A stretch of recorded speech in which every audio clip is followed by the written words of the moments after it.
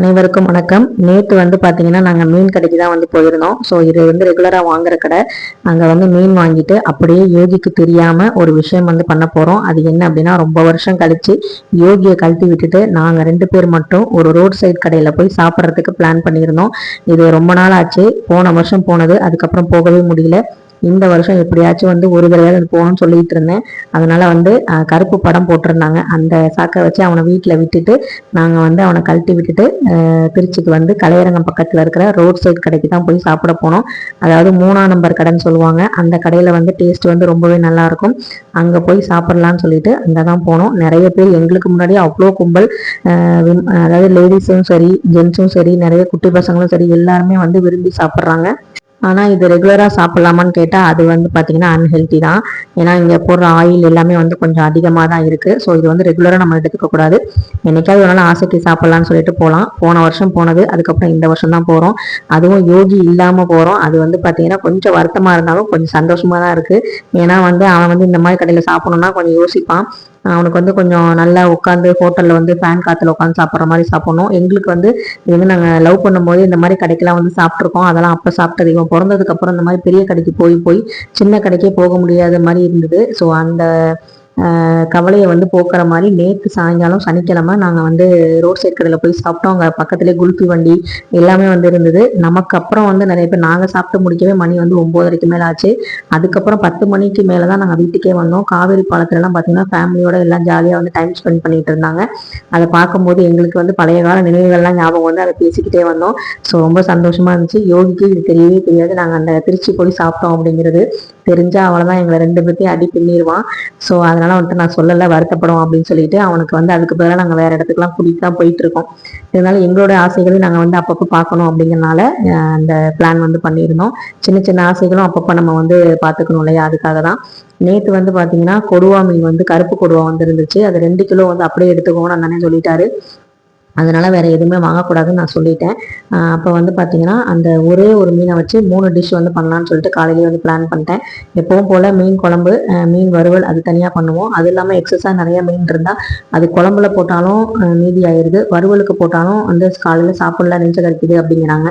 சரி எதுக்கு பிரச்சனைன்னு சொல்லிட்டு அதை பொடி மாஸ் மாதிரி பண்ணிடலாம், அது சீக்கிரம் காலி ஆயிரும்னு சொல்லிட்டு நேற்று பார்த்தீங்கன்னா வாங்கின மீனை 3ஆக பிரித்து தலையும் வாழை இதெல்லாம் போட்டு குழம்பு வச்சுட்டு கொஞ்சம் சதப்பகுதியாக இருக்கிறத வறுவலுக்கு போட்டு இன்னும் கொஞ்சம் சதப்பகுதியாக இருக்கிறத பொடி மாஸ் மாதிரி பண்ணியாச்சு. பொடி மாஸ் பண்ணுறது ரொம்பவே ஈஸி தான்.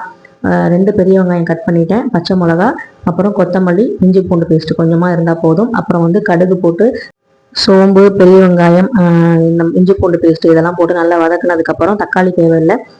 நம்ம ஃபஸ்ட்டு அந்த மீனை கொஞ்சம் எடுத்து வச்சுக்கணும். முள் இல்லாத மீன், சதைப்பகுதியாக உள்ள மீன் இருந்தால் கொஞ்சம் நல்லாயிருக்கும். ஸோ ரொம்ப பொடி முள்ளாக இருந்துச்சுன்னா நமக்கு அது சாப்பிட்றதுக்கு நல்லா இருக்காது. பொடி மாஸ் பண்ணுறதுக்கு நல்லா அந்த முட்டை பொடி மாஸ் மாதிரி வரணும் அப்படின்னா நமக்கு இடையில முள்ளெல்லாம் எதுவுமே இருக்கக்கூடாது. அதனால நடுமுள் இருக்கிற மீனாக வாங்கினீங்கன்னா இந்த மாதிரி செஞ்சு பாருங்கள், ஒரு தடவை ட்ரை பண்ணி பாருங்கள். குழந்தைங்களுக்கு நீங்கள் கொடுக்குறீங்க அப்படின்னா, சின்ன குழந்தைங்களுக்கு கொடுக்குறீங்க அப்படின்னா இந்த மாதிரி செஞ்சு கொடுத்தா நல்லாயிருக்கும் சாப்பிட்றதுக்கு. அது பார்த்தீங்கன்னா ரொம்ப டேஸ்ட்டாகவும் இருந்தது, எனக்கு ரொம்ப பிடிச்சிருந்துச்சு. அதுக்கு நம்ம முதல்ல மீனை நல்லா மஞ்சத்தூள் உப்பு போட்டு வேக வச்சுக்கிட்டேன். கொஞ்சம் ஒரு 10 நிமிஷத்துலேயே மீன் வெந்துடும் நல்லா. அதை எடுத்துட்டு அதில் நடுமுள்ள மட்டும் பார்த்தீங்கன்னா நல்லா எடுத்து விட்டுட்டேன். ஃபோர்க் வச்சு தான் நான் குத்தி விட்டேன், நல்லா மசிச்சு விட்டுருந்தேன். அதில் எனக்கு நல்லா இந்த மீன் ரொம்ப பெரிய மீனாக இருந்தனால, சதைப்பகுதி நிறையா இருந்தனால எனக்கு நிறைய குவான்டிட்டி கிடைச்ச மாதிரி இருந்தது. ஸோ ஃபோர்க் வச்சு எடுத்தோன்னா நடுமுள்ளலாம் அப்படியே இருந்துச்சு. அதை தனியாக எடுத்து வச்சுட்டேன். ஸோ இந்த மாதிரி நம்ம நல்லா மசிச்சு விட்டோம் அப்படின்னா குழந்தைங்களுக்கு நீங்கள் அப்படியே பாயில் பண்ணி கூட கொடுக்கலாம். மசாலா எதுவுமே போடாமல் லைட்டாக பெப்பர் தூள் மட்டும் தூவி விட்டுட்டு நீங்கள் அப்படியே கூட கொடுக்கலாம், ரொம்பவே நல்லது. ஸோ இதை நான் செஞ்ச செய்முறையெல்லாம் காமிச்சிருக்கேன், நீங்கள் பாருங்கள். நீங்கள் யாராவது மீன் பொடி மாஸ் பண்ணியிருக்கீங்களா அப்படின்னு மறக்காமல் கமெண்ட்டில் சொல்லுங்கள். அதே மாதிரி மீன் குழம்பு வைக்கிறதுக்கு எப்படி நல்லெண்ணெய் யூஸ் பண்ணுவோமோ அதே மாதிரி நான் இதுக்கும் நல்லெண்ணெய் தான் யூஸ் பண்ணியிருந்தேன். சொன்ன மாதிரி கடுகு, சீரகம், அதுக்கப்புறம் வெங்காயம், பச்சை மிளகா, கருவேப்பிலை இதெல்லாம் போட்டு நல்லா வதக்கிட்டு அந்த உதுத்து வச்ச மீன் அதை பார்த்தீங்கன்னா நல்லா அதில் சேர்த்து நல்லா பிரட்டி விட்டேன். அதில் மஞ்சத்தூள், மிளகாத்தூள், மல்லித்தூள், அப்புறம் பெப்பர் தூள் இதை மட்டும் சேர்த்து நல்லா கிளறி விட்டோம் அப்படின்னா சூப்பரான நமக்கு பொடி மாஸ் ரெடி ஆகும். ஸோ இது எனக்கு ரொம்பவே பிடிச்சிருந்துச்சு. அதுவும் இல்லாமல் நம்ம ஒரே மாதிரி பண்ணி சாப்பிடாம மீன் வறுவலாகவே சாப்பிடாம இந்த மாதிரி சாப்பிட்றது ரொம்பவே நல்லது, நமக்கு ஹெல்த்தியும் கூட. ஸோ நீங்கள் கரம் மசாலா போடல, இல்லை குழம்பு மசாலா எதுவும் போடுறீங்க அப்படின்னா மல்லித்தூள் கம்மியாக போட்டுக்கோங்க. ஸோ இதை நல்லா கிளறி விட்டுட்டு அதுக்கப்புறம் இறக்கிட்டோம் அப்படின்னா சூப்பரான மீன் பொடி மாஸ் வந்து ரெடி ஆயிரும். அதுக்கப்புறம் வந்து பார்த்தீங்கன்னா மீன் குழம்பு வந்து காலையிலேயே வந்து அம்மா வந்து எனக்கு வச்சு கொடுத்துட்டாங்க. ஏன்னா மீன் குழம்பு வந்து அம்மா வந்து நல்லா வைப்பாங்க டேஸ்ட்டாக, அதனால் வந்து அவங்கள்ட்ட வைக்க சொன்னேன். மீன் குழம்பு வந்து வச்சாச்சு. அது வந்து பார்த்தீங்கன்னா காலையில் பிரேக்ஃபாஸ்ட்டுக்கு தோசைக்கு மீன் குழம்பு தொட்டு சாப்பிட்டுட்டு அது கூடவே வந்து பார்த்தீங்கன்னா மீன் பொடி மாசும் சேர்த்து சாப்பிட்டோம். இது கூட வந்து முட்டை வந்து நம்ம உடச்சி ஊற்றலாம்னு நான் நினச்சேன். ஆனால் வந்து சில பேர் வந்து மீனோட முட்டை சாப்பிட்லாங்கிறாங்க, ஒரு சிலர் சாப்பிட வேணாங்கிறாங்க. அதனால் அதை விட்டாச்சு. அப்புறம் அப்பாவுக்கும் பையனுக்கும் வந்து பார்த்தீங்கன்னா லேப்டாப் பிரச்சனை ஓடிக்கிட்டு இருந்துச்சு. யார் இந்த லேப்டாப் எடுத்தது என்ன பண்ணணும்னு சொல்லி 2 பேருக்கும் வந்து ஆர்குமெண்ட்டு. அது வந்து பார்த்தீங்கன்னா ஒரு ஜாலியான ஆர்குமெண்ட் தான், பார்க்க சீரியஸாக இருக்க மாதிரி இருந்தது, ஆனால் காமெடியாக இருந்தது. ஸோ அவங்க 2 பேரையும் சமாதானப்படுத்த முடியாது, நம்ம போய் நம்ம வேலையை பார்க்கலான்னு சொல்லிட்டு அம்மா வந்து குழம்பு மாதிரி வச்சுட்டாங்க, புளி குழம்பு வரைக்கும் வச்சுட்டாங்க. அதுக்கப்புறம் மீன் வந்து நான் தான் எடுத்து போட்டேன். ஏன்னா வந்து அம்மா வந்து நான்வெஜ்லாம் வந்து சாப்பிட மாட்டாங்க, அதை விட்டு அவங்களுக்கு 10 வருஷம் ஆச்சு.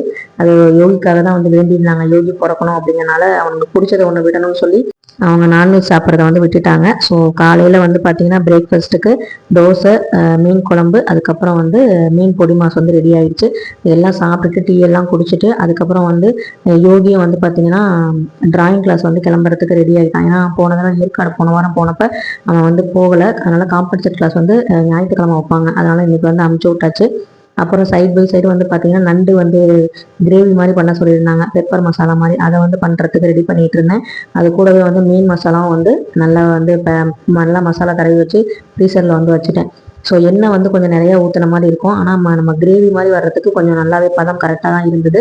ஸோ எண்ணெய் ஊற்றுனதுக்கப்புறம் பட்டை கிராம்பு போட்டு அப்புறம் வந்து பெரிய வெங்காயம் வந்து ஒரு வெங்காயம் போட்டுட்டு நல்லா வந்து மசிச்சு விட்டுட்டேன். அதுக்கப்புறம் வந்து இஞ்சி பூண்டு பேஸ்ட்டு, அப்புறம் தக்காளி, இதை மட்டும் போட்டு உப்பு போட்டு நல்லா வதக்கியாச்சு.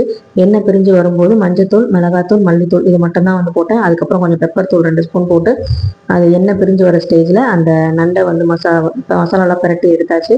ஸோ நண்டு வந்து ஏற்கனவே நம்ம வந்து மஞ்சத்தூள் அந்த இதெல்லாம் பிரட்டி வச்சனால கொஞ்சம் நல்லாவே வந்து நமக்கு ஸ்மெல்லாம் இல்லாமல் நல்லாயிருக்கும். ஸோ நண்டை வந்து நல்லா வந்து அந்த எண்ணெயிலே வந்து நல்லா பிரட்டி எடுத்தோம் அப்படின்னா சூப்பராக வந்து வெந்து வந்துடும். அது கூடவே வந்து பார்த்தீங்கன்னா நான் தேங்காயும் வரமிளகாயும் சோம்பும் வச்சு அரைச்சிருந்தேன். அதை வந்து கடைசியாக வந்து சேர்த்துட்டு கொஞ்சம் அதிலே வந்து தண்ணி ஊற்றி நான் சேர்த்துக்கிட்டேன். தண்ணி வந்து கொஞ்சமாக இருந்தாலே போதும், நம்ம வந்து ரொம்ப வந்து குழம்பு மாதிரி வைக்காம கிரேவி மாதிரி வைக்க போகிறோம். ஸோ அதனால் வந்து தண்ணி வந்து ரொம்ப கம்மியாக தான் சேர்த்துருந்தேன். ஸோ நல்லா வேகும்போது ஒரு ஸ்மெல், ஒரு நண்டு வந்து வேகும்போது அந்த ஸ்மெல் வந்தோடனே நான் அடுப்பு ஆஃப் பண்ணிட்டேன். ஸோ இன்றைக்கி வந்து எங்கள் வீட்டில் லஞ்ச் வந்து பார்த்திங்கன்னா நண்டு கிரேவியும் மீன் குழம்பு, மீன் வறுவல், அதுக்கப்புறம் வந்து மீன் பொடி மாஸ். இதுதான் வந்து எங்கள் வீட்டில் இன்றைக்கி சண்டே ஸ்பெஷல்.